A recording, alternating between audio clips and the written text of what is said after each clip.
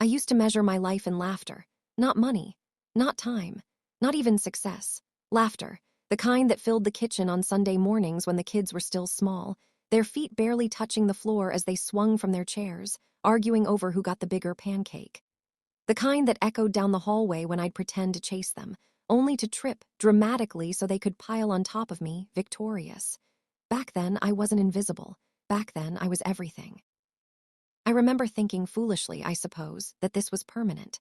That love, once built this strong, didn't fade. That loyalty, once earned through sleepless nights and quiet sacrifices, didn't erode. I didn't realize that some things don't break all at once. They disappear slowly, quietly, like me. It didn't happen in a single moment. There was no dramatic argument, no slammed doors, no final words that marked the end of something.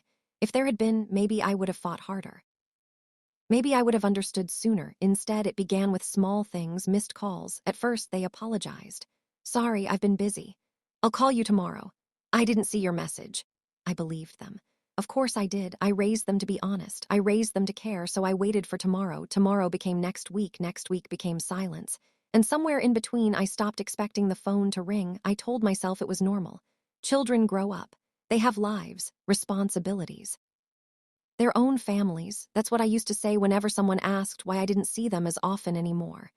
They're busy, I'd smile. That's a good thing. The truth was harder to admit. Busy people still make time for what matters, and I was slowly becoming something that didn't. I remember the first time it really hit me. It wasn't anything dramatic, just a birthday, my birthday. I woke up early that day, not because I had plans, but because I couldn't sleep. There's something about birthdays when you're older. They don't excite you the same way, but they remind you. Of time, of distance. Of who remembers. I made myself a cup of tea and sat by the window, watching the morning light stretch across the floor. I told myself not to expect anything. That way I wouldn't be disappointed. The phone stayed silent, no calls, no messages, not even a short, thoughtless, happy birthday. By noon, I started making excuses for them again. They're probably planning something. Just busy. Maybe they'll call later. By evening, I stopped making excuses, and that's when the silence became louder than any words ever could. I didn't cry. That's the strange part. You'd think something like that would break you, but it doesn't. Not all at once. It just settles inside you. A quiet understanding, a shift, from being needed to being optional, from being loved to being remembered only when convenient. That night, I turned off my phone before going to bed. Not because I didn't want to hear from them, but because I knew I wouldn't, and I couldn't bear to keep hopping. The next morning, there were still no messages. That was the moment something changed. Not visibly, not dramatically, but something inside me, something that had always reached out, always forgiven, always waited, grew a little quieter, a little more careful. Still, I didn't stop loving them. That's the thing about loyalty. It doesn't fade just because it isn't returned. If anything, it holds on tighter, even when it shouldn't. Years pass like that, not marked by milestones or celebrations, but by absences. Holidays where I set an extra place at the table, just in case. Weekends where I told myself I preferred the quiet. Moments where I picked up the phone to call them, and then slowly put it back down. I learned to shrink my expectations, to make their silence feel normal. To convince myself that this distance, this absence, this slow erosion was just part of life. But every now and then the past would come rushing back, uninvited, unforgiving, like the time I found an old drawing tucked inside a book, crayon scribbles. Uneven lines. A stick figure holding hands with a much larger one. Me and you forever, it said, written in careful, childish handwriting. I stared at it for a long time, long enough for the memories to return in full color. The late nights when they were sick, and I sat beside their bed, counting their breaths. The extra hours I worked to make sure they never had to worry about money. The things I gave up quietly, willingly, because their happiness mattered more than my own. Back then, I wasn't invisible. I was their world. And they were mine. I folded the drawing carefully and placed it back where I found it, not because I wanted to forget, but because remembering hurt more than I expected. The truth is, love doesn't disappear when it's ignored. It lingers, it waits, it hopes, even when it's met with silence. But something else had started to grow alongside that love, something quieter, something colder, awareness. It didn't arrive all at once. It came in fragments, in moments where I noticed things I used to overlook, like how decisions were made without me, important ones, life-changing ones. I would find out afterward, casually, as if it didn't matter. We didn't think you'd mind. It wasn't a big deal. You wouldn't understand anyway. Those words, they weren't shouted, they didn't need to be. Because indifference cuts deeper than anger ever could. Anger means you still care. Indifference means you've already decided someone doesn't matter. And that realization, it doesn't come with noise. It comes with silence. The kind that settles into your bones. The kind that changes the way you see everything. Still, I said nothing. Because what was there to say? You can't force someone to value you. You can't argue your way back into someone's priorities, so I stayed quiet, I watched, I adjusted.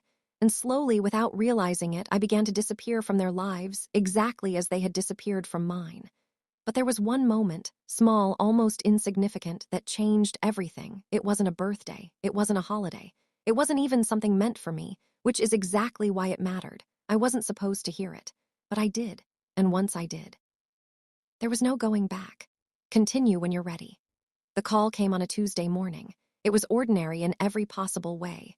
The kind of morning that usually passes without memory. Tea cooling too quickly on the table, sunlight slipping quietly through the curtains, the faint hum of a world moving on without you. I almost didn't answer. Not because I was busy, but because I had grown used to the idea that calls were rarely for me anymore. Most of them were wrong numbers, or automated voices. Or silence on the other end. So when the phone rang, I let it ring longer than I should have. Once, twice, 3 times, something instinct maybe made me reach for it just before it stopped. Hello? My voice sounded unfamiliar. Not weak, not strong, just unused. There was a pause, then a calm, steady voice answered. This mister. I hesitated for a fraction of a second. No one had asked for me like that in a long time. Not Dad, not are you home, not something casual or rushed, just my name. Yes, I said, speaking. My name is Daniel Harper. I'm calling from Harper and Cole Legal. Legal. The word didn't belong in my quiet kitchen. It felt sharp, out of place. I believe we need to discuss some matters regarding your property and estate. For a moment, I thought he had the wrong number. There was no urgency in my life anymore. No unresolved matters. No complications, at least that's what I had been led to believe.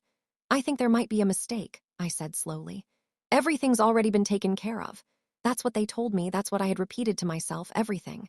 Handled, everything. Settled, everything's not yours to worry about anymore. But the lawyer didn't sound confused. In fact, he sounded very certain. I understand why you might think that, he said. But I'd strongly recommend you come in and review the documents personally. Plural. A quiet unease settled in my chest. Not fear, not yet, just awareness, the kind that had been growing in me for years. Is this urgent? I asked, another pause measured this time. He said, it is. That single word did something the silence never could. It broke through it. I don't remember agreeing to the appointment, but I remember hanging up and sitting there still. The tea in front of me had gone cold. I didn't touch it. Instead, I stared at my reflection in the dark surface of the cup. For years, I had accepted things as they were, accepted that decisions had been made, accepted that control had shifted, accepted that my role in my own life had diminished. But now someone was telling me there was something I didn't know, something important. And for the first time in a long time, I felt something unfamiliar, not hope, not yet, but curiosity, and beneath it, something sharper. The office was nothing like my home. Where my world had become quiet and still, this place was precise, intentional, every detail in its place, even the air felt different, controlled. As if nothing here was left to chance, Daniel Harper was younger than I expected, mid-40s maybe, composed, observant, the kind of man who didn't waste words. He stood when I entered, offering a firm handshake. Thank you for coming. I nodded, unsure what to expect. He gestured for me to sit, then placed a thick folder on the table between us. It made a sound when it landed, solid, real, unlike everything I had been told over the past few years. I'll be direct, he said, and something in his tone made me sit a little straighter. For quite some time, there's been a misunderstanding regarding your assets. Misunderstanding, that word again, polite, measured, but carrying something heavier beneath it. I was told everything had already been transferred, I said carefully, to my children. The words felt strange coming out of my mouth, not because they were new, but because I had never questioned them before. He nodded slightly. Yes, that's what they believe. Believe, not what happened. What's true? Just what they believe, and suddenly the room felt smaller. What does that mean? I asked. He opened the folder. Inside were documents, signatures, dates. Legal language I didn't fully understand, but recognized enough to feel the weight of. It means, he said calmly, that while certain discussions may have taken place, he slid one paper forward. No official transfer of ownership was ever completed. I stared at the document, my name clear, undeniable, still there, unchanged. For a moment, I didn't speak, didn't move, didn't even breathe properly, because everything I had accepted, everything I had adjusted my life around, everything I had believed was no longer mine suddenly was. You're saying, I began, my voice quieter than I intended. None of it was transferred. Correct. The word landed heavier than anything else. Correct, not complicated, not uncertain, just correct. A strange feeling spread through me, not relief, not anger, something deeper, something steadier, clarity. They've been making decisions, I said slowly. About the house, about finances, about everything. They assumed they had the authority to do so, he replied. Assumed, another careful word, another quiet correction. Legally, he continued, you remain the sole owner. Sole owner, the phrase echoed in my mind, louder than the silence that had defined my life for years. Sole, not shared, not transferred, not lost, owned by me, and just like that, the balance shifted, not outside, not yet, but inside me, completely. For years, I had been shrinking myself to fit the space they left for me, accepting less, expecting less, believing I had less. But now I was looking at proof that none of that had ever truly changed. The power hadn't been taken. It had been assumed away, given up, without question, without resistance, without awareness. And that realization didn't make me angry, it made me still. Because for the first time in years, I wasn't reacting, I was thinking. What are my options? I asked. Daniel didn't answer immediately. Instead, he studied me for a moment, as if measuring something, not my situation, but me. That, he said carefully, depends on what you want. What I want, the question felt unfamiliar, heavy, because for a long time, what I wanted hadn't mattered, or at least that's what I had been led to believe. I don't want revenge, I said after a pause, and I meant it. Anger would have been easier, cleaner, but this wasn't about anger, this was about something else. Good, he said, because this isn't about punishment. He closed the folder slightly. It's about clarity, clarity. The same word that had been quietly growing inside me. But clarity, he added, comes with consequences. For the first time, I understood exactly what that meant. Continue when you're ready.